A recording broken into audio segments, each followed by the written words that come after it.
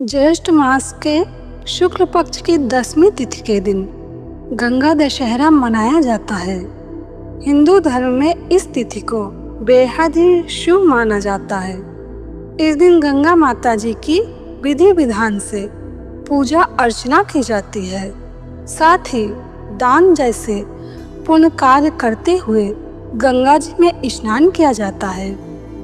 धार्मिक मान्यताओं के अनुसार गंगा जी में डुबकी लगाने से व्यक्ति के सभी पाप धुल जाते हैं। यही नहीं, उसे सुख समृद्धि का आशीर्वाद भी प्राप्त होता है। शास्त्रों में गंगा माता को मोक्षदायिनी भी कहा गया है।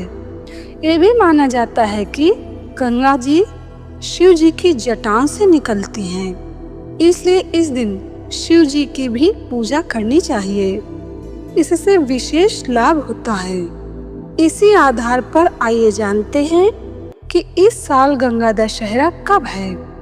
गंगा दशहरा पर ब्रह्म मुहूर्त में गंगा स्नान करें या घर पर ही पानी में गंगा जल डालकर स्नान करें तो गंगा स्नान का पुण्य मिल जाता है।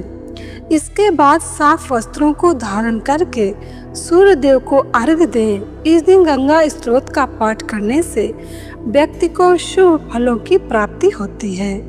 पूजा के बाद आप जरूरतमंद लोगों को दान कर सकते हैं। सनातन धर्म में गंगा नदी को बेहद पवित्र और मोक्षदायिनी माना गया है।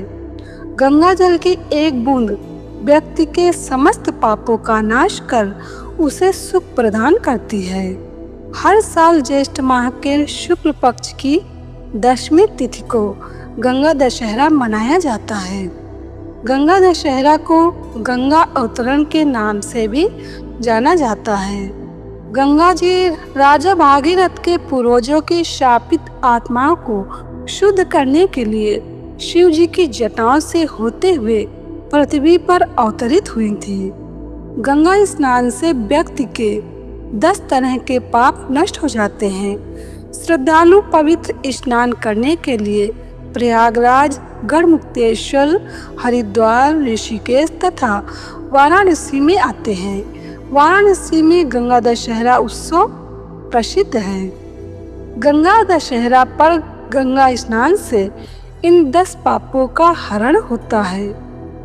कौन से हैं 10 पाप समझते हैं। निषिद्ध हिंसा, पर स्त्री गमन, किसी को दी हुई वस्तु को ले लेना, कठोर वाणी, झूठ बोलना, चुगली करना, दूसरों के अहित के लिए बोलना, दूसरे के धन को लेने का विचार करना, मन से दूसरों का बुरा सोचना, व्यर्थ की बातों में दुराग्रह आदि पाप नष्ट हो जाते हैं।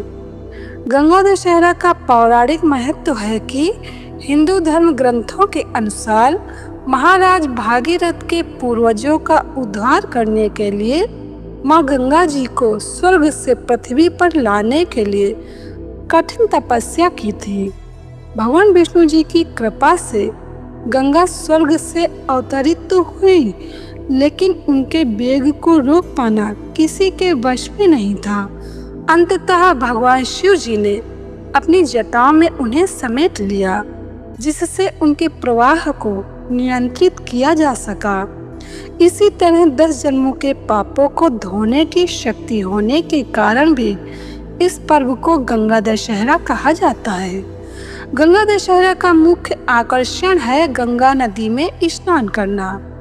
माना जाता है कि इस पवित्र जल में स्नान करने से न केवल शारीरिक पाप धुलते हैं, बल्कि आध्यात्मिक शुद्धि भी होती है। गंगा किनारे पर भजन, कीर्तन और आरती का आयोजन करना परंपरा है। गंगा दशहरा आस्था और पवित्रता का महापर्व है। इस दिन गंगा मैया के प्रति कृतज्ञता जताते हुए पापों का नाश, पुण्य का संचय और आध्यात्मिक उन्नति का मार्ग प्रशस्त होता है। चाहे आप नदी के तट पर हों या घर पर श्रद्धा और भक्ति के साथ गंगा दशहरा मनाएं, निश्चित रूप से आपको इसका आध्यात्मिक लाभ प्राप्त होगा। तो गंगा दशहरा 5 जून गुरुवार को है।